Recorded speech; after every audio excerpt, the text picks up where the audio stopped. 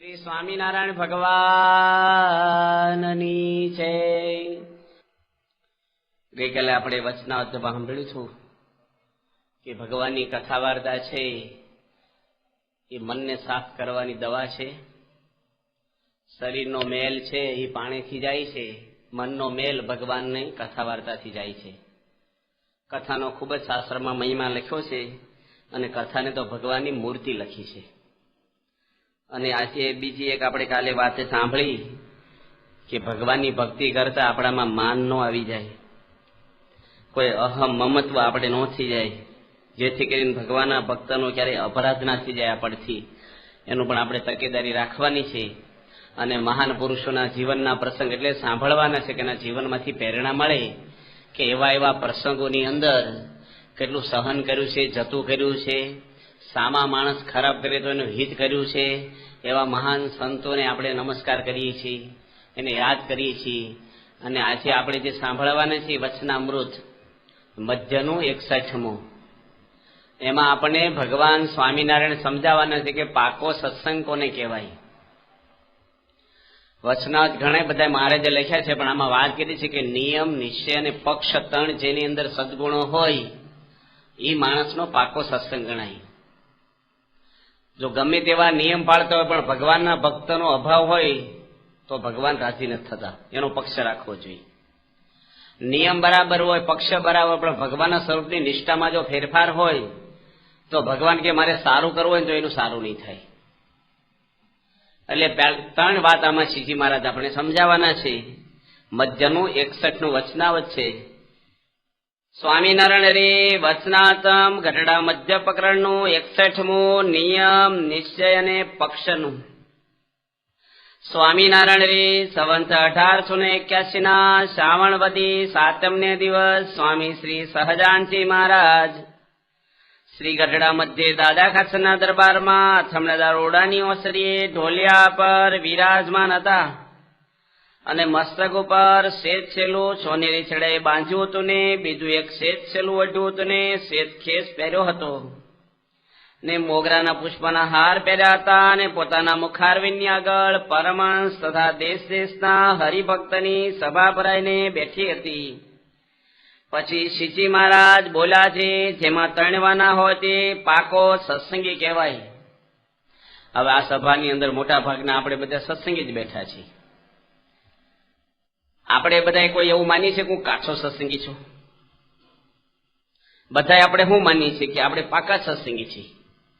અને કાચા હોય ને તોય ન બોલાય તમે કાચા છો. તો કાચા થોડાક હોય ને હાવ કાચા થઈ જાય. ભગવાન સ્વામિનારાયણ ઇનકાબ આપશે આપણને કે પાકા સત્સંગ કોને કહેવાય. સત્સંગ કરવો ને તો પાકો જ કરવો. કાચી ખીચડી ખાઈને પેટમાં દુખે આપણને, કાચી ભાખરી પેટમાં દુખે.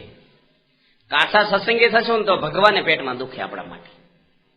સત્સંગ તો વ્યવસ્થિત જ કરાય. 200 માટલા પડ્યા હોય કાચા, પાણી ઠરે.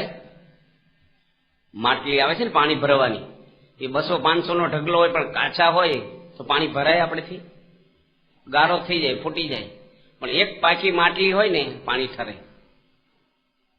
સત્સંગ કરવો ને એ તો ઠરે. અમે લોકો ત્યાં ઠાસરામાં પ્રમુખ સ્વામી મહારાજ સાથે સુતા હતા. ઠાસરા ગામ છે ખેડા જિલ્લામાં. અને બોપડિયામાં બરોબર રૂમની અંદર હુતેલા 2 વાગે. સ્વામી બાપા પણ નીચે જ હુતા હતા ગાડલા ઉપર, પલંગ નતો. અને પેલી પેઢલી કેમ થોડોક ઊંચો ભાગ હોય એક માટલી મૂકવાનો, હરિભક્તો એ અવડી મોટી માણ મૂકી દીધી. 15 ડોલું માં ને અવડી મોટી માણ પાણીની. હવે અમારે તો 2 કલાક ખાલી આરામ કરવાનો હતો. અને 2:30 વાગે બધા ઊંઘેલા હતા ને એમાં માણ એની મેતે ફાઈ ગઈ, ફૂટી ગઈ. આખી ભરેલી છલો છલ. તે બધાના ગાડલા પલ્યા, બધાને કપડા પલ્લી ગયા. કને વિવેક સાગર સ્વામી છે ને એ કે કોણ માણ ને અડ્યું?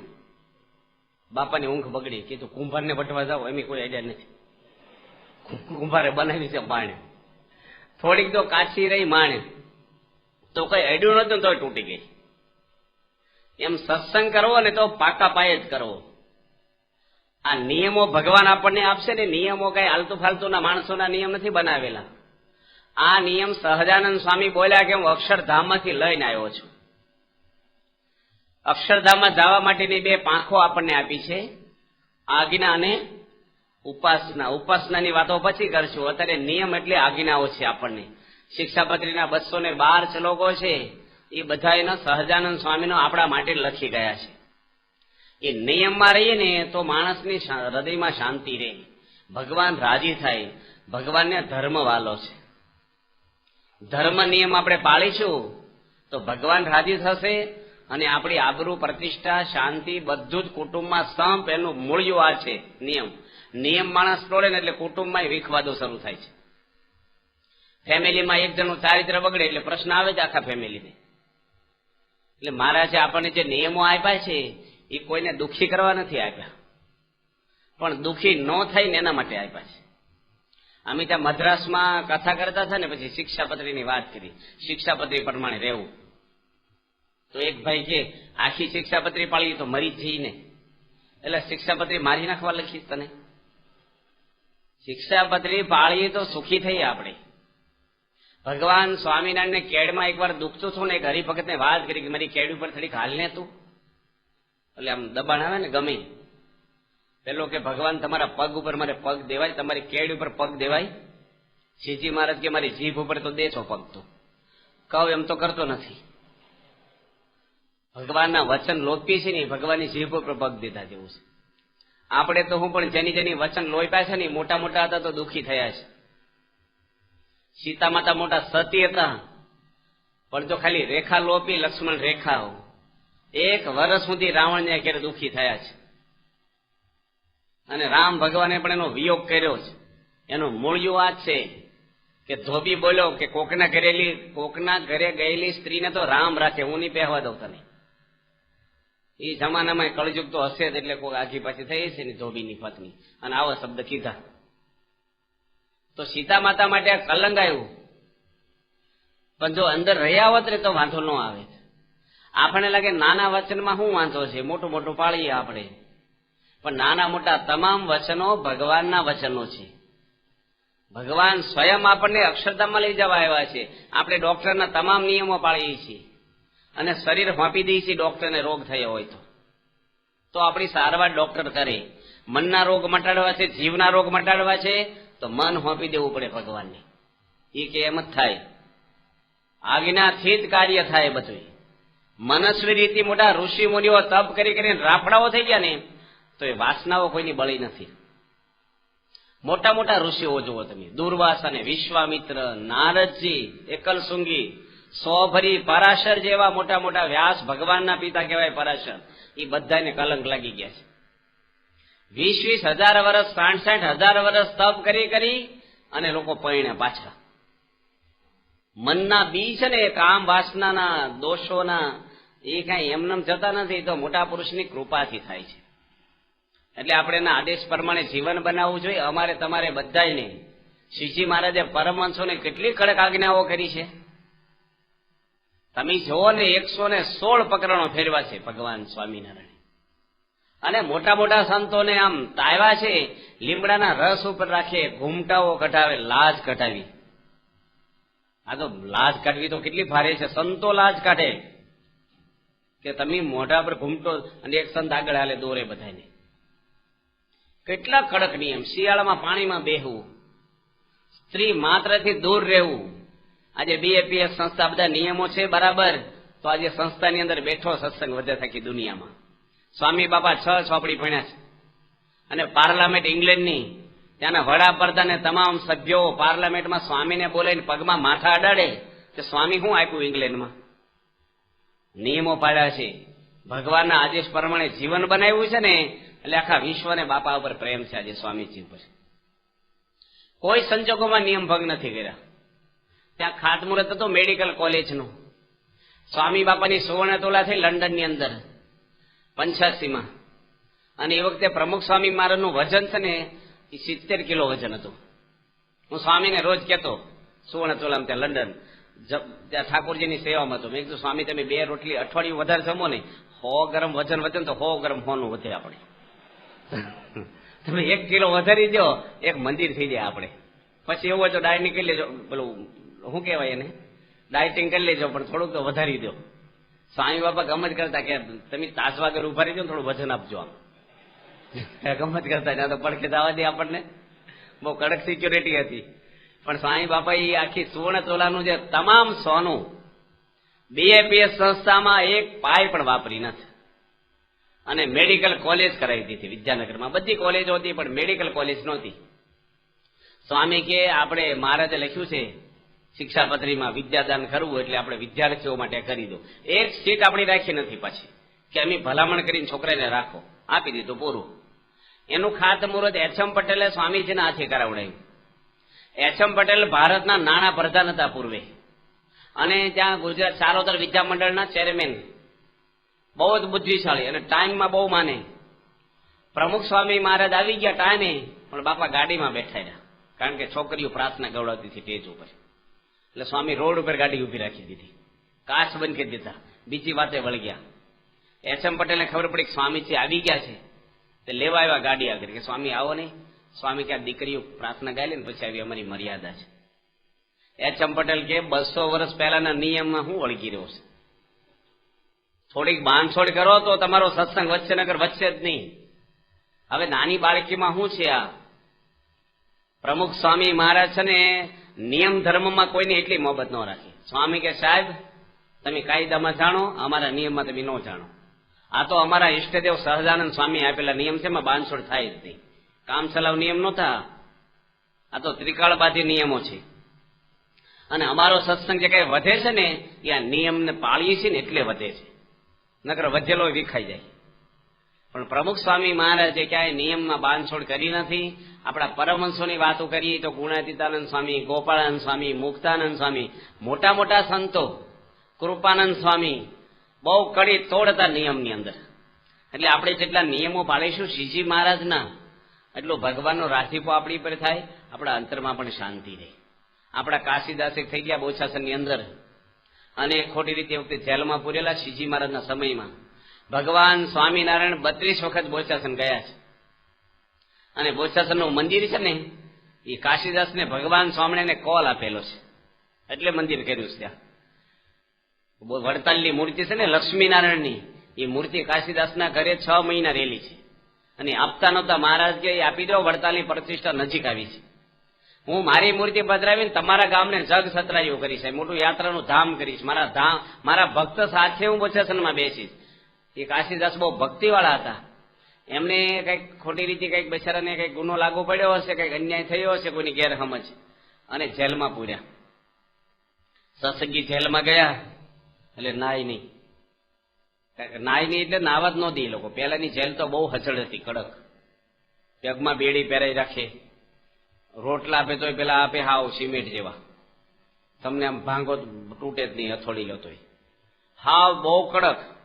અત્યારે તો જેલમાં એ લોકોને આમ હારું હોય છે, અમુક માણસોને ઘર કરતા કઈ રળવું નહીં, કાંઈ નહીં, ટીવી મૂકી દીધા હોય છે, નવરાક મફત ખાય સરકાર.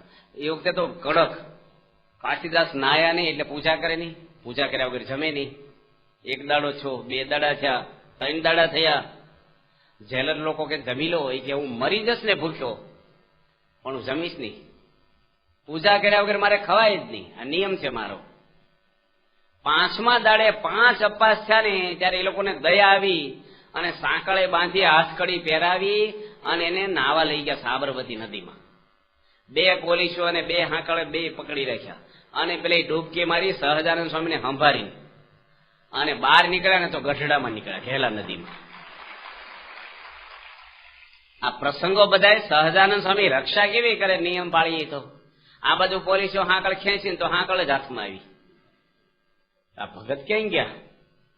ઓઝા પણ કઈ જડ્યા નહીં. આવીને કીધું એ તો ભાઈ તણાઈ ગયા છે, મરી ગયેલા માણસ ઉપર કેસ લાગુ ન પડે, ફાઇલ ફાડી નાખી, કેસ વાઇન્ડ અપ થઈ ગયો. અને 1 મહિનો સમાગમ કર્યો ગઢડામાં શ્રીજી મહારાજનો. પછી આવ્યા ઘરે. પણ જો જમી લીધું હોત તો જેલમાં વર્ષો સુધી રહેવું પડે. પણ નિયમ પાળે ને એટલે બધી રીતે લાભ છે આપણને. નિયમ પાળવાથી કોઈ દુઃખી થયો એવો દાખલો આપો તમે દુનિયામાં. અને નિયમ ભંગ કરવાથી લાખો મનુષ્યો દુઃખી થાય છે. એટલે સહજાનંદ સ્વામીના નિયમો છે એ આપણે શિર સાથે પાળવા જોઈએ. આપણા સંપ્રદાયમાં એક તેજા વણકર થઈ ગયા અને સાણી ગામના હતા. હવે એ તો બધા વણકરો એટલે હરિજનો ઢોર મરે ને બધા ઢસડે લઈ જાય. હવે આ તો સત્સંગીઓ થયા એટલે પાણી પણ ગાળીને પીવે, તેલ ગાળતા ફિલ્ટર નતું, બધું જ આમ વ્યવસ્થિત બધું રાખે. અને ઢોરનો ઢહળે ને એટલે દરબારમાં કચેરીમાં ફરિયાદ કરી પટેલોએ કે હરિજનોને ગામમાંથી બહાર કાઢો, નવા હરિજન લાવો, ઢોર ઢહળતા નથી, અમારા ઘરે ઢોર મરી જાય, બળદ ભેંસ, એટલે લઈ કોણ જાય? એટલે આ લોકોને કચેરીમાં બોલાવ્યા અને બધો બેહારે કે બધા હરિજનો 25 આપણા સત્સંગી બેઠેલા. એમાં દરબારને ત્યાં કઈક જન્મ દિવસ હતો એના દીકરાનો, એમાં જમણવાર રાખેલું, દૂધ પાક પૂરી ને ભજીયા બનાવ્યા હતા. અને બધા ગામના પટેલે આવેલા. એમાં એને સમાચાર આવ્યા કે એના ભાણાનું અવસાન થયું છે નાની ઉંમરે, દરબાર. એટલે પછી તો કોઈ દૂધ પાક જમે નહીં. દરબાર કે પેલા હરિજનોને આપી દો, આ બધું ખાઈ જશે, ઢોળી દેવું નહીં. હરિજનો કે બાપુ તમારું ન ખપે અમને, કે અમારું ન ખાવ, કે તમે લોટ ચાળ્યો છો, પાણી ગાળ્યું છું, ઠાકોરજીને થાળ કર્યો છે, એવું અમે ખાતા શું કે અભક્ષ? પેલો દરબાર કેલા અમારું તમે ન ખાવ, કેમ ખાઈ નહીં? બાપુ કે આને છોડી મૂકો, આ ઢોર ઢહળે જ નહીં કોઈ દાડો. આ લોકો તો હા આપણું ખાતા નથી, મરેલા ઢોરને અડે. બીજી વ્યવસ્થા કરી, પણ જો દૂધ પાક જાણીને જમી ગયા હોત ને તો ગામમાંથી કાઢે. પણ નિયમ પાળવાથી લાભ જ થાય છે આપણને. યોગી મહારાજે કેવા નિયમો પાડ્યા છે. આફ્રિકા ગયા તો ધૂળ ભેગી લઈ જતા હાથ ધોવા. સગ્રામ વાઘરી આપણે ત્યાં થઈ ગયો, દિલ્હીમાં બેહાર્યા હતા આપણે અક્ષરધામમાં. કરોડો અબજોનું અક્ષરધામ છે અને એના આખો હોલ બનાવ્યો છે ને, કરોડો રૂપિયા થાય. તમે 5 કરોડ રૂપિયા ખર્ચો ને તારે એનો આખો ડાયરો તૈયાર થાય. સગ્રામ એની ઘરવાળી અંગ્રેજીમાં બોલે પછી ત્યાં. આપણે નવા કેસેટ એવી રીતે બનાવી છે કે અંગ્રેજીમાં, કારણ કે પેલા યુરોપિયનો કોઈ બહારથી આવે ને એને શું સમજ પડે. આ એવું એસીમાં બેહારે છે, એર કન્ડિશનમાં પાછું. ચોપડી ભણ્યો નથી એ તો જોવો કેવો થઈ ગયો ભગત, જોરદાર થઈ ગયો ભગત. ફરીના આખ્યાનો આવે હરીલા મૃચમાં. અમે લોકો ત્યાં મૂળીની બાજુમાં એક લીમલી ગામ છે, એનું જન્મસ્થાન છે, વતન. દર્શન કરવા ગયા હતા. એ મોટો કુબો બનાવ્યો છે આરસીસી નો, 5 લાખનો કુબો બનાવ્યો છે, આરસીસી નો કુબો બનાવ્યો સ્લેબ ભરીને.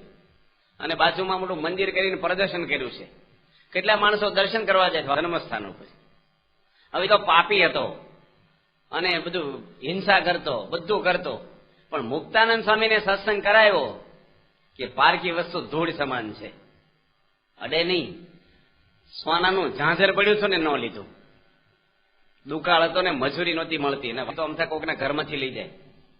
અમે લોકો ત્યાં વિચરણ કરતા ને, આણંદની બાજુમાં એક સંદેશર ગામ છે, એની વાત નીકળીને ત્યાંના છે ને મુંબઈ સુધી ચોરી કરવા જાય અને પકડાય નહીં એવા બહુ એક્સપર્ટ એકદમ ચોરીમાં.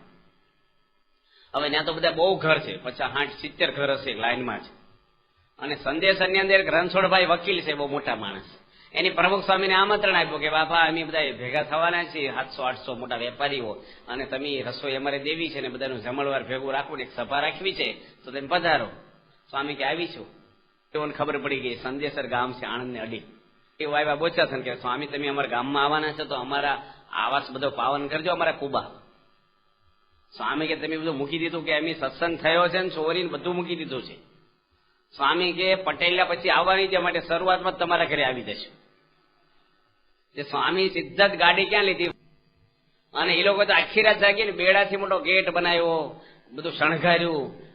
કઈ ખાઈ નહીં આપણે, એટલે તરોપા લાવ્યા, લીલા તરોપા. તરોપા પીવા માંગતું નહીં, કારણ કે બધા ઘણા વેચતા હોય છે, એટલે બધા તરોપા લાવ્યા અને ફૂલના હાર લાવ્યા, ટેજ બનાવ્યું. તે વિવેક સાગર સ્વામી પ્રવચન કર્યું. આ બાજુ પેલા રણછોડભાઈ વકીલ ને બધાને ખબર પડી ગઈ, મોટા મોટા માણસોને, કે પ્રમુખ સ્વામી જ વાઘમાં ગયા છે. એટલે બધા આવ્યા અહીંયા, કે પ્રોગ્રામ તો અહીંયા છે, ત્યાં ક્યાં સ્વામી ગોઠવાઈ ગયા?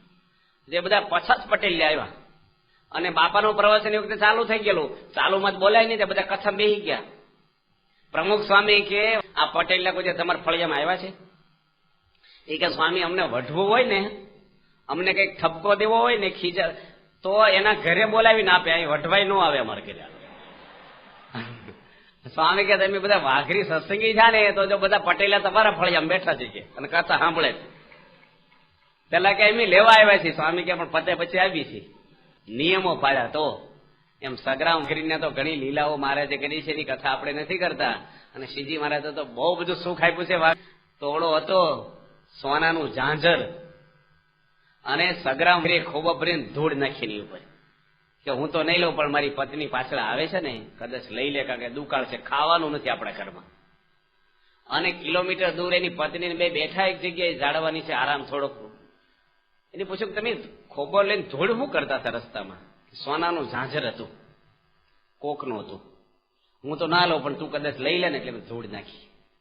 એની ઘરવાળે કે ધૂળ ઉપર હું ધૂળ નાખી, તમને તો સોનું દેખાય, હું તો બીજાની વસ્તુને ધૂળ જ ગણું છું. આ સંસ્કાર આપ્યા હતા.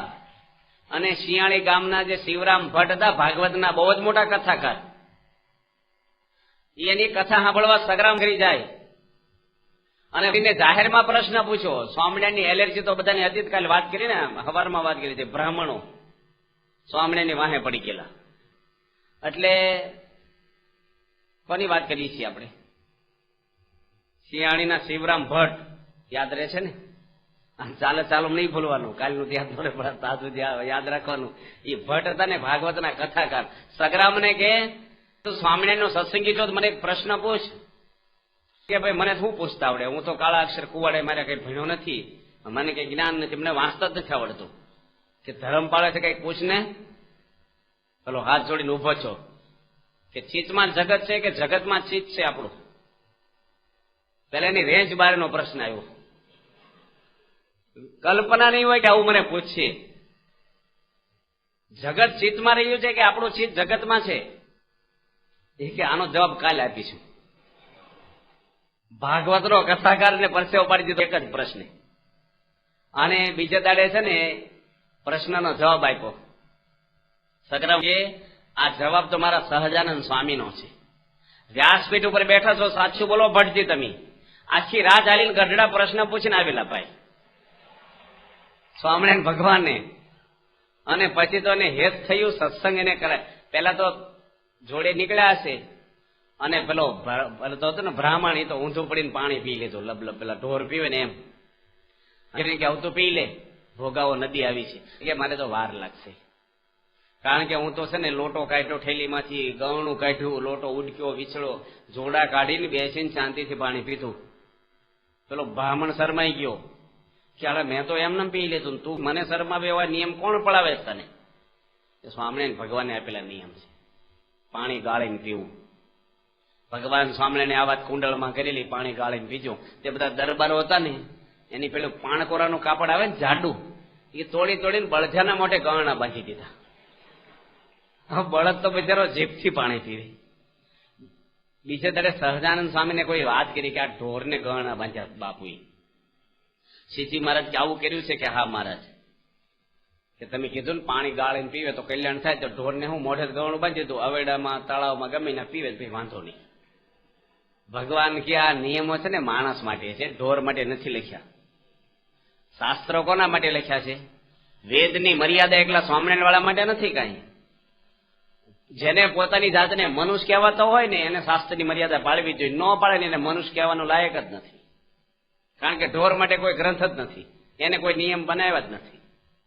ઢોર માટે ટ્રાફિકના નિયમ છે, એને એકય નિયમ લાગુ ન પડે. એકાદશી રહેવી, નાવું ધોવું, કશું આવે જ નહીં એનામાં. માણસમાં કઈ ના હોય એટલે માણસ પશુ તુલ્ય થાય છે. એટલે નિયમ તો આપણે શિર સાથે પાળવા જોઈએ. આપણે ત્યાં કેલાલનું નામ સાંભળ્યું છે તમે? કેલાલ જાદુગર છે બહુ મોટો, અને પ્રમુખ સ્વામી મહારાજ ઉપર એને બહુ જ પ્રેમ છે, બહુ જ. નવસારી વચ્ચે હું રહેતો ને તારી ત્યાં એમનું સર્કસ ને બધું પેલું લઈને આવે ને જાદુગરનું બધું, ઓફિસમાં બેઠા હતા કે પ્રમુખ સ્વામીને તું ગુરુ માનું છું મને. અને કોઈ દાડો હું દારૂ અડ્યો નથી, કોઈ દાડો મારું ચારિત્ર બગાડ્યું નથી મેં. પણ એક એની પ્રસંગ કીધેલો કે એક વખત હું મુંબઈની અંદર, મારા મિત્ર છે રાજ કપૂર, તમે બધા એને સારી રીતે ઓળખો, રાજ કપૂર, અને એના પાર્ટીમાં કઈક હું ગયો છો. અને એ વખતે દારૂ આવ્યો એટલે મેં ના પડે હું દારૂ નહીં લઉં. એને કીધું કે મારા બાપુજી પૃથ્વીરાજ ચૌહાણ ને, પૃથ્વીરાજ, એના સોગન છે દારૂ ન પીવે તો. એ કે તારા બાપનું વચન મારે માનવું કે મારા બાપનું માનવું? મારા બાપે ના પાડી છે કે દારૂ પીવો નહીં કોઈ દાડો, હું અડીશ નહીં. પછી એને શું કર્યું? જ્યુસ લાવ્યા, પણ દારૂ એક ચમચી ભરીને જ્યુસમાં નાખ્યો, પછી આપ્યું કે તારું રહ્યું મારું રહ્યું. એ કે હું જ્યુસ તો પીશ પણ હવે જ્યુસ નહીં પીવું. એ કે તારે મારે સંબંધ તૂટી જશે, કે અત્યારે તૂટે ને તો ભલે તૂટી જાય, બાકી નિયમ ભંગમાં ફેરફાર નહીં થાય. તો આ કટોકટીના સમયમાં નિયમ પાળવા ને પ્રમુખ સ્વામી મારે લંડનમાં આવ્યા હતા, અમે અગાઉ ગયા હતા 95 અને સ્વામી એરપોર્ટ ઉપરથી ઉતર્યા અને સ્વામીનો સામાન બીજી ગાડીમાં મુકાવવા મળ્યો. સ્વામી તો ગાડી બેસી નીકળી ગયા. હવે સ્વામી બાપાનું જે પોટલું હોય ને એમાં પત્તર હતું, એ પત્તર વાળી ગાડી બીજી ગાડીમાં, અને એ ભાઈ આગળ મોબાઈલ નહીં 95 અને એ ગાડી ભૂલી પડી. પ્રમુખ સ્વામી મહારાજ પ્લેનમાં તો કોઈ જમતા નથી.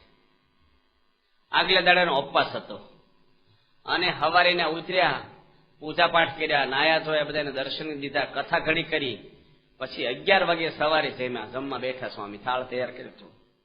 સ્વામી કે પત્તર લાવો, કે પત્તરની ગાડી તો આવી નથી, ગાડી કે ભૂલી પડી છે, કે કોન્ટેક્ટ નથી એનો. સ્વામીનું પત્તર એમાં. સ્વામિનારાયણ સાધુ પત્તરમાં ખાય છે, ખબર છે ને? 5 વર્તમાનો આપ્યા છે, ખબર છે બધાને? બસ સંતોના નિયમ તો ખબર હોય જ છે બધાને, એમાં વાંધો ન આવે.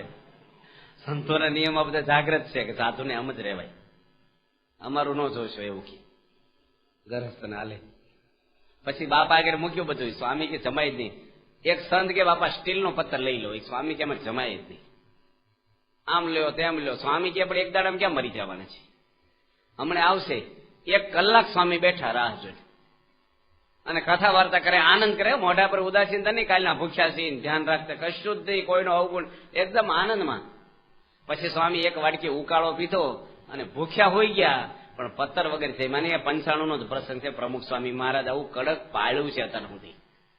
ધન શ્રીમાં પ્રમુખ સ્વામી જો કોઈ કબાટ છે, કોઈ ચાવી છે ને, કે સ્વામી બાપાને કોઈ ઓફિસ છે, એને કોઈ સલાહકાર છે? સ્વામીનું આઈડેન્ટિટી કાર્ડ નથી. આપણે સામાન્ય પેલા ગલ્લાવાળા કાર્ડ રાખતા હોય, કેટલાય થપ્પા દે આપણને. સુરેન્દ્રનગર ગયા ને, સમ્રાટ એક હોનાનો શોરૂમ છે, એટલા બધા કાર્ડ આપ્યા. મેં મારે શું કહ્યું કે લોકોને આપજો ને, અત્યારે દુકાનના એમ ઓછા સેલ્સમેન છે ભાઈ, અમારે બધા ફાટે નહીં કાર્ડ, એવા બનાવે બધા ફાડીએ તો. સ્વામીને કશું રાખે નહીં, કાંઈ નહીં, કાંઈ ચાવી નહીં, કબાટ નહીં, કશું જ નહીં. ઓફિસ જેવું જ નથી. અવળી મોટી બે સંસ્થા બીજી જ કેટલી એના હાથની છે, ઓફિસ વાળતી હોય, કઈ નહીં.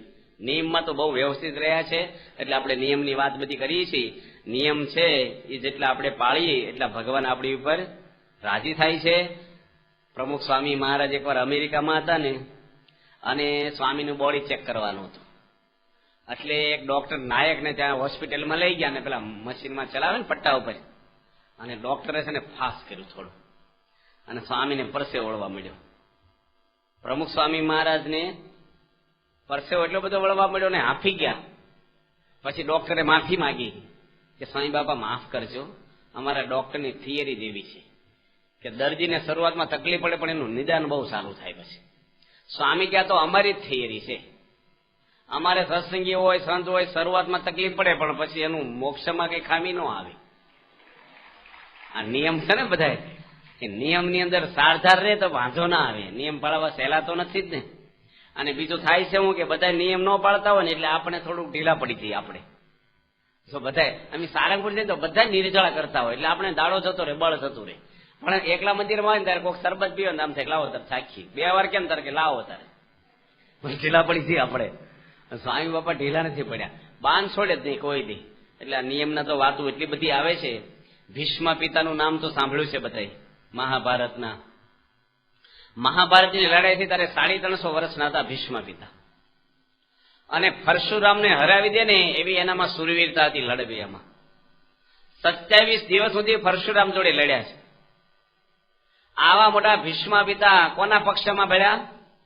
દુર્યોધનના ખોટા પક્ષમાં ભળ્યા છે. અને કૃષ્ણ ભગવાને 3 બેઠકો કરેલી છે કૌરવો જોડે, લડાઈ ન થાય એના માટે. છેલ્લી બેઠક શ્રી કૃષ્ણ ભગવાને બધાની હાજરીમાં કરી. દ્રોણાચાર્ય, કૃપાચાર્ય, કર્ણ અને આ ભીષ્મ અને એના 100 ભાઈઓ દુર્યોધનના બધાની હાજરીમાં શ્રી કૃષ્ણ ભગવાન છેલ્લી બેઠક કરી.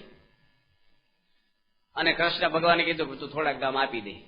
ન આપું. અડધું આપવાનું કીધું, અડધું ન આપું. ભગવાન કે 25% આપ, 25% ન આપું. કે 5 ગામ આપ, કે હોય ની અણી જેટલી જગ્યા આપવા હું તૈયાર નથી.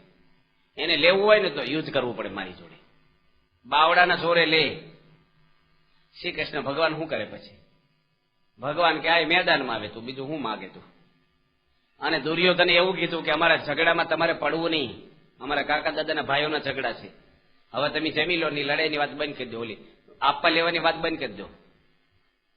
શ્રી કૃષ્ણ ભગવાન શું બોલ્યા એ વખતે કે તારી બુદ્ધિ તો ભ્રષ્ટ થયેલી છે, પણ તારું અનાજ ખાધું ને આ ભીષ્મની બુદ્ધિ પણ ભ્રષ્ટ થઈ ગઈ. ભીષ્મની સામે લાંબો હાથ કરીને કૃષ્ણ બોલ્યા કે ભીષ્મ જાણે છે પાંડવો સાચા છે, નીતિવાળા છે, પણ તારું અનાજ ખાધું ને એની બુદ્ધિ બગડીને તારા ગુરુ દ્રોણાચાર્યની બુદ્ધિ ભ્રષ્ટ થઈ ગઈ, બ્રાહ્મણ છે તોય. માટે હું ખાઉં ને તો મારી બુદ્ધિ બગડી જાય, તારું પાણી ન ખપે મને. અને વિદુરજીના ઘરે જઈ અને શ્રી કૃષ્ણ ભગવાન શું જમ્યા છે? ભાજી. કઈ ભાજી? પાઉંભાજી નહીં, તાંદળિયાની ભાજી ખાધી છે. અત્યારે આ છોકરા એ સમજે ભાજી. હવે માટલામાં બાફેલી ભાજી, અત્યારે તો ટમેટા ને બધું ધાણા જીરું નામ વગર ભાજી ભાવે. એ જમાનામાં બાફેલી ભાજી દુનિયામાં વખણે. એની પર કીર્તનો કેટલા લખાઈ ગયા. દુર્યોધનનું અનાજ ખાધું. તમે હોટલોમાં બધો કચરો ખાવ છો જ્યાં ત્યાં, તે મગજ હારા રહ્યા તમારા હળી જ જાય. નળે ગણાય ન હોય, લોટે સાળે ન હોય, જીવાતું સંદાસ જવાને ડબલે લોટ બાંધતા હોય ને હાથે ધોયા ન હોય ને દારૂડિયા ને કેટલે છાટી ગયા હોય. એ તમે ના જઈને હવાજ લેવા જાઓ દરિયા કિનારે બધું, એ બધો કચરા પટ્ટી ખાવાની છે પેટમાં, મન ચોખ્ખું રહે આપણું. અમારે એક ભાવનગરમાં હરિભગત હતો ને, એક દરબારી ગોટાની રેકડી રોજ ખાવા, એને વ્યસન ચાની જેમ વ્યસન પડી ગયેલું નહીં, ચેન પડે નહીં, નો ખાય. અને પત્રિકા વાંચવા એને જ જોઈએ પાછી. એટલે મહાન સ્વામી આવે ને તમે વાત કરી, સ્વામી આ હોટલ નું ખાય છે અને રોજ ત્યાં રેલવે સ્ટેશન ખાય છે રેકડી ઉભો ઉભો, અને મોટો સાંડલો કરે. લોકો સ્વામિનારાયણ આવું કરતા સ્વામિનારાયણની લાજ જાય, ખોટું કરે. તે મહાન સ્વામીને બોલાવીને હાથમાં પાણી આપ્યું કે હોટલમાં ખાવું નહીં તમારે.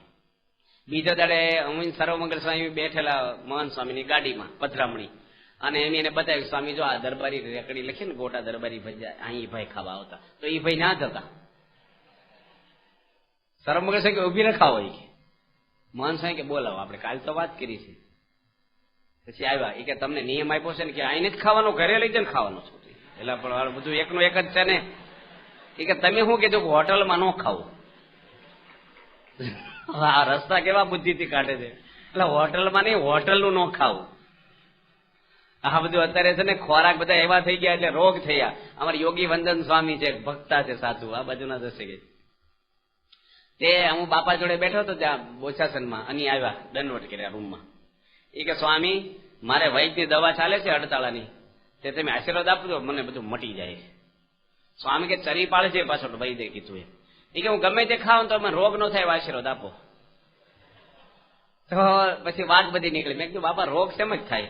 સ્વામી કે બધાને ચાઇનીઝ ડીશો ખાવી છે, પંજાબી ડીશો ખાવી છે, એટલે બધા રોગ થાય. મેં કીધું પાઉંભાજી વાંધો નહીં ને? પૂછ્યું મેં સ્વામી કે એનો તો મોટો વાંધો બાપા કે એ મેંદાનો લોટ તો એક મહિને નીકળે આંતરડામાંથી, એ ખોરાક જ નથી સ્વામી કે આપણો. પેલા ખોરાક હારા હતા એટલે રોગ નહોતા, અત્યારે બધા ખોરાક એવા બની ગયા છે.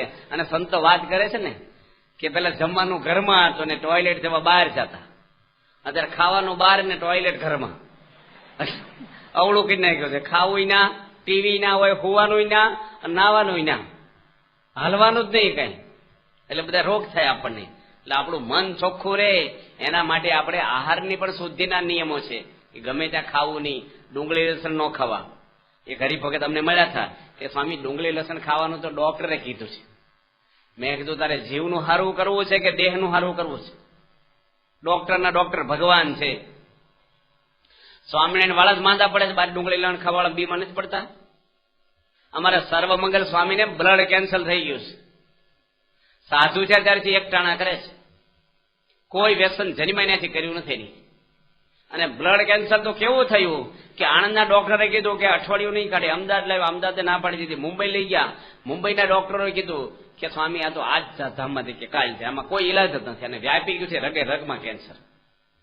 ખાય નહીં, બેહીનો કે આંખું ન ખોલે, રૂમમાં પડ્યા રહે આખો દાડો, મડદારી જેમ પડ્યા રહે. બધા સંતોને ચોખ્ખા ધામમાં આજ જશે કાલ જશે. પ્રમુખ સ્વામી મહારાજે ફોન કર્યો અમેરિકા, સ્વામી કે ધામમાં નથી જવા દેવાના એને, મહારાજ સારું કરી દેશે. એવું ન કે હું સારું કરી દઈશ. આજે એ ગામડે ફરે છે અને કડે ધડ ફરે છે, પોટલા લઈને રસોઈ કરે, નખમાં બ્લડમાંથી કેન્સર નીકળી ગયું એને. અને 2 મહિના નથી થયા, આ વાતને 8 વર્ષ થઈ ગયા છે.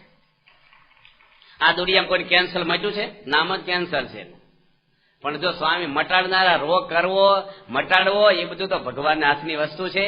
આપણે નિયમમાં બાંધછોડ કરવી નહીં. અભયસિંહ દરબારને દારૂ આપ્યો, જામ સાહેબે શું બોલ્યા કે આ મોઢેથી તો સ્વામિનારાયણનું નામ લેવાય છે ને, દિવસો જતા રહ્યા, મને ગુણેશ સ્વામી નિયમ આપ્યો, મારું માથું કાપી નાખો. પછી રેડા એટલો રેડો, પણ આ મોઢેથી તો દારૂ નહીં જ પીવાય. તરવાલ ઉગામી કાપી નાખો મને, પણ દારૂ નહીં પીવો મોઢેથી. શીર સાથે નિયમ કહેવાય. આ ઈષ્ટદેવે નિયમ આપ્યા, શીર સાટે પાળે. સગવડીઓ ધર્મ નહીં, ક્યાંક એવી જગ્યાએ ગયા હોય તો પછી ચાલે, આપણે તો બધું ચાલે. એવું નહીં, નિયમમાં પાક્કા પાયે આપણે રહેવાનું છે. એવા તો કેટલાય આવે છે. રાજકોટમાં બાપાની એક સભા હતી અને પ્રમુખ સ્વામી મહારાજની આ જાહેરમાં સ્ટેજ ઉપર 3000 હરિભક્તોમાં એક હરિભક્તનો પરિચય આપ્યો સંતોએ કે સ્વામી આનું નામ પોપટભાઈ છે, બાજુના ગામમાં રહે છે, કોટડા ગામમાં. 25 કિલોમીટર ગામ દૂર છે રાજકોટથી. દર રવિવારે સભા ભરે છે છેલ્લા 22 વર્ષથી. 1 મિનિટ મોડા પડ્યા નથી. અને ગરીબ માણસ છે. એના ગામમાંથી 3 કિલોમીટર રોડ ઉપર આવવું પડે.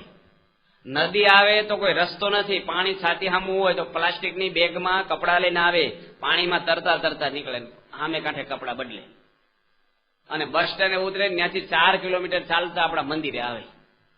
પાથણાજી પાથરે રોજ. એના દીકરાના લગ્ન આવ્યા અને રવિવાર હતો, કટોકટી આવી. એના ભાઈને વાત કરી, જો આજે તો માંડવો જ છે ને, જાન તો કાલ જવાની છે, આજે રવિવાર છે, હું સભામાં જાય.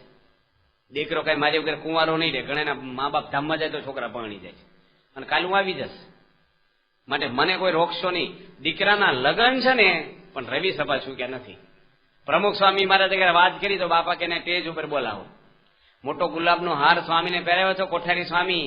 એ બાપા એને પહેરાવ્યો, સ્વામીને ભેટા. સ્વામી કે આનું નામ નિયમ પાડ્યા કહેવાય, સત્સંગ. આ તો આપણે અડધી સભાએ આવે. કોક વાર આપણે કે રવિ સભામાં આવે, કોક વાર. મૂળ તો કોક વાર તો સભા હોય, અઠવાડિયે એક વાર. એમાં કે કોક વાર આવીએ. એમ કોક વાર દવાખાનું ખોલો, કોક વાર તમે સ્કૂલે જાઓ, તે શું ડિગ્રી મળે? નિયમિત ખોલવું પડે. અહીંયા તો ઠીક છે, ઇંગ્લેન્ડમાં તો કેટલું કડક હોય છે. 1 મિનિટ નોકરી મોડા પડ્યો ને ઘરે મોકલી દે. ત્યાં તો એકદમ પદ્ધતિસર બધું છે, નિયમ આમ કડક પાડે છે. આપણે અહીં થોડુંક નિયમની અંદર બાંધછોડ ન થાય. આવા તો કેટલા બધા પ્રસંગો આવે છે. આપણે IK પટેલ છે, એક આપણા ટ્રસ્ટી છે લંડનની અંદર મંદિરના, અને બેંકના ચેરમેન છે, બહુ જ મોટા માણસ છે, અને પાળત ગામના છે. એના ઘરે બાપા સાથે બધે જમતા હતા અમે, અને એની વાત કરી, સ્વામી મારો દીકરો હરીશ, એની પણ બહુ જ મોટી પાર્ટી જોડે લગ્ન એના ગોઠવાના છોકરાના, અને એલેક્ઝાન્ડર પેલેસની અંદર બહુ જ મોટું એ છે, એમાં લગ્ન લીધા. બહુ માણસો આવેલા. અને એની દીકરાના સસરા હતા ને, એ દારૂ લાવ્યા ટેમ્પો ભરી, ઇંગ્લિશ દારૂ, લગ્નમાં બધાને પાવા. અને આ છોકરાને ખબર પડી કે મારા લગ્નમાં દારૂ પાવાના છે. છોકરાએ બોલાવી ના પાડી દીધી કે મારા લગ્નમાં દારૂ નહીં પાવાનો. એના સસરા કે આ કઈ ગુજરાત નથી કે સાની કીટેલો ફેરવવાની હોય, આ તો દારૂ જ હોય. કે તમે આઈસ્ક્રીમ ખવડાવો, જ્યુસ પીવડાવો, કોકા કોલા પીવડાવો, પણ દારૂ તો નહીં જ. હું તો BAPS નો છું, પ્રમુખ સ્વામી મારા ગુરુ છે, મારા લગ્નમાં દારૂ હોય કે તમારા માણસો નહીં પાઈએ અમે, કે અમારા માણસો કે તમારા માણસો લગ્નમાં દારૂ જોઈએ જ નહીં. પેલા એ કડક કીધું કે દારૂ તો પીવડાવવો પડે, અમારા તો બધા રિલેશન હોય, બધા બિઝનેસ ના હતી. એ કે નિર્ણય કરી લો, છોકરી પરણાવીશ કે દારૂ પીવડાવો છે. હજી ફેરા નથી ફર્યો હું. તમારી દીકરી તમારા ઘરે, હું મારા ઘરે, કે દારૂ પાછો મોકલી દો. ઇંગ્લેન્ડના યુવાનોની અંદર આ અસ્મિતા પ્રમુખ સ્વામી એકમાં નથી નાખી, હજારો યુવાનો છે આવા. લપટે નહીં કે કોઈ જગ્યાએ. આપણો જો એક ઢીકવાળી ગામનો છોકરો છે જયેશ કરી, અને સુરત સાતરાલીમાં ભણે, એન્જિનિયરમાં ભણે, અને છેલ્લા વર્ષમાં તો અને કોલેજન છોકરીને ક્લાસની છોકરી બાઇક લઈને નીકળી. આ છોકરો બસ સ્ટેન્ડે ઉભેલો કે કોલેજ આવવું છે, કે હા, કે બેસી જા મારી પાછળ, મારે કોઈ બીજું બેસવા વાળું નથી કે છે. છોકરો કે તું જતી રહે, અને આજ કેડી મને કોઈ દે કશ નહીં મારી પાછળ બેસે. હું કોઈ છોકરી સામું જોતોય નથી ને કોઈની પાછળ બેસતો નથી. હું મારી રીતે બસમાં આવી છે, મારા કપાળ સામું જો તિલક સાંડલો છે મને. આ પ્રમુખ સ્વામી દઢતા આપી છે, નકર તો ઢીલા હોય ટેફા જેવા તમારે પોત રોજ અહીંયા જ ઉભો હો છું, પતી ગયું, ઓગળી જ જાય. દઢતા કેટલી તો કટોકટીના ટાઈમે નિયમો પાળવા ને. ડોક્ટર સામે બહુ હાઇલાઇટ કરે છે કે આપણો રાજેશ કરીને પાર્લા ચલાવતો આઈસ્ક્રીમની ખંભાતમાં, અને બેંગ્લોરમાં ભણતી છોકરી આઈસ્ક્રીમ ખાવા આવીને છોકરાને મોહ પમાડવા અને સંબંધ બાંધવા ન કરવાનું કર્યું છે. 40,000 રૂપિયાનો મોબાઈલ ભેટ આપ્યો એને જન્મદિવસના દાડે. ફોન કરે, આ કરે, છોકરો ઓગળ્યો જ નહીં. તો ભૂલી જા ને, તારો મોબાઈલ તારા ઘરે. કે મારે તારે કોઈ સંબંધ નથી, હું તો પ્રમુખ સ્વામીનો શિષ્ય છું, હું આવા ખોટા લફરામાં ગંદવાડામાં પડતો નથી. આ ખાનદાન કહેવાય, આ ભગવાનનો માણસ કહેવાય. માયામાં લેવાય નહીં. આ તો જ્યાં ત્યાં ઓગળી જાય કે પાર્ટીમાં ગયા, લગ્નમાં ગયા, ડુંગળી લખણો હોય, સ્વામિનારાયણના ચાંદલા કર્યા હોય, હા લઈ તો એક દાડા મંથોડી 2 માળા ફેરવી લઈશું. માળા ફેરવતો છે, ખાતો હોય, અત્યારે આમ કરી લઈ, કાંઈ થાય જ નહીં. બાન છોડે હજ્જડ જ રહેવાનું. અમને સાધુને તમે કેટલી અપેક્ષાથી જોવો છો કે સાધુ તો શાંત હોય, વિવેકી હોય, એની વાણી કેવી હોય, ધનશ્રીનો ત્યાગ હોય, એનામાં જોડીમાં જ રહે, એના ગામમાં ન જાય. ખડકો છે કે નહીં તમને? બધા નિયમ ખબર છે કે નહીં? તો અમને ઈચ્છા ન હોય કે અમારો સત્સંગી ફિલ્મ ના જોવે, અમારો સત્સંગી વ્યસન ન કરે, અમારો સત્સંગી હોય ડુંગળી લસણ ના ખાય, કોઈની ચોરી ન કરે, કોઈનો અપરાધ ન કરે, કોઈની નિંદા ન કરે, ક્રોધ ન કરે, ભેળસેળ ન કરે, હોય કે નહીં? આપણે શિક્ષાપત્રી પ્રમાણે રહે. તો અમને અપેક્ષા હોય એટલે આપણે નિયમની અંદર જેટલા રહેશું એટલો ભગવાન આપણી પર. એક પ્રકાશ કરીને છોકરો છે આપણો, ત્યાં નડિયાદનો જ છે ને અત્યારે શિકાગોમાં છે, જર્મનીમાં ભણતો. જૈન સંપ્રદાયના મુખ્ય ગુરુ છે સુશીલ કુમારજી, પ્લેનમાં ભેગા થયા. આ છોકરા ઘરે શું આવે હામુય ન જોવે, વાંચ્યા કરે વચનાથ. છોકરાએ પરીક્ષા આપ્યા પહેલા પૂછ્યું કે તું પ્રમુખ સ્વામીનો શિષ્ય છો? કે તમને કેમ ખબર પડી? કે તારા જીવન ઉપર છે, કે આવા સંસ્કાર બીજે કઈ મળે નહીં કોઈને. સુશીલ કુમારજી જૈન ધર્મના મુખ્ય ગુરુ છે, અને અમેરિકામાં પ્રમુખ સ્વામિનારાયણ આશ્રમનું ઓપનિંગમાં સ્વામિનાથે કરાવ્યું હતું, ત્યારે એને આ પ્રસંગ પણ કીધો હતો. તો આપણા યુવાનો છે, આજે તમે જુઓ, બાળકો, યુવાનો, કિશોરો લાંચલું હોય તો કોઈ જગ્યાએ ક્યાંય ફસાય નહીં. એવા છે આપણે ત્યાં, એવા સંતો છે આપણે ત્યાં. તો આપણે કહેવાનું શું કે એટલા નિયમો આપણે. અદભુતાનંદ સ્વામીનું નામ તો સાંભળ્યું છે તમે બધા, કે લગ્નની ચોરીમાંથી સાધુ થવા આવેલા છે. ચોરીમાં બેઠેલા, આ તો વિગેરે વિગેરે લખ્યું હતું, એમાં પોતે નીકળી ગયા છે. અને એ લખે છે કે હું બનારસ ગયો હતો. અદભુતાનંદ સ્વામીની વાતું છે ને એમાં લખ્યું છે આ. બનારસથી હું આવતો હતો અને એક રાજાને ત્યાં સદાવ્રત અપાતું, હું સદાવ્રત લેવા ગયો. તો રાજાને કોઈ દીકરો નહોતો, અને એકની એક દીકરી યુવાનીની, અને દીકરી મને જોઈ ગઈ. અને અદભુતાનંદ સ્વામી બહુ રૂપાળા હતા. એ છોકરી એક માણસ મારફતે એને અંદર બોલાવડાવ્યા. સંન્યાસીને કયો અંદર આવી. આને બિચારાને ખબર નહીં, પધરામણી કરાવી છે કે આશીર્વાદ લેવા આવ્યા છે. અને છોકરી કીધું કે એને કયો કે મારી જોડે લગ્ન કરે. અદભુતાનંદ સ્વામી કે માણ છૂટ્યા, લગ્નની સ્વારીમાંથી ભાગીને આવ્યો હતો મીંઢોળોથી, અને આ ક્યાં પાછું લફરું મને. એની ના પાડી દીધી. છોકરી કે દરવાજા બંધ કરી દો, મારા બાપને કહીશ ને આખી જિંદગી કેદમાં નાખી દેશે તમને, બહાર નહીં નીકળવા દે. માટે લગ્ન કરીને રાજમાં રહ્યો, નગર પછી જેલમાં આવો. અદભુતાનંદ સ્વામી એવા મૂંઝાણા બિચારા. અને એ વખતે તો શું થાય? હવે એકની એક દીકરી હોય, રાજાને કોઈ કુંવર હોય, મોટું સામ્રાજ્ય હોય, એની દીકરાનું રૂપ જોઈને મોહ પામી લગન. બીજા ભલભલા ફસાય કે ન ફસાય? અઠે દવારક્યા કરી જ નાખે. પણ અદભુતાનંદ સ્વામી તો દિવાલ કૂદીને રાત્રે ભાગ્યા. પોતે લખ્યું છે 40 ગાંવ દોડ્યો હું, મને 3 વાર તો ચક્કર આવી ગયા કે છે, આમ પણ ઉભો રહ્યો નથી હું. મારા પગના તળિયા છોલાઈ ગયા, કે મને પકડી જશે તો પંગણાઈ દેશે. માણ છૂટો. આ સંતોમાં કેટલું મનોબળ હશે. ભગવાન સ્વામિનારાયણ બધા સંતો હતા ને, બહુ કડી તોડ સાધુ હતા. 500 સંતોને મારી નાખ્યા, પણ એક પ્રશ્ન વચનાત્મા સંતોએ પૂછ્યો નથી દેહના સુખનો, કે કેટલું સહન કરવું. હવે તો આમ તેમ કાંઈ નહીં. નાક કાન કાપવા વાળે મુક્તાનંદ સ્વામી કથા કરતા હતા ને, એટલા માર્યા અમદાવાદમાંથી, આંખોમાંથી નાકમાંથી લોહી નીકળવા મળ્યા. પણ મહારાજને ફરિયાદ નથી કરતા, સહન જ કર્યું છે. મહારાજની આજ્ઞા સહન કરવું.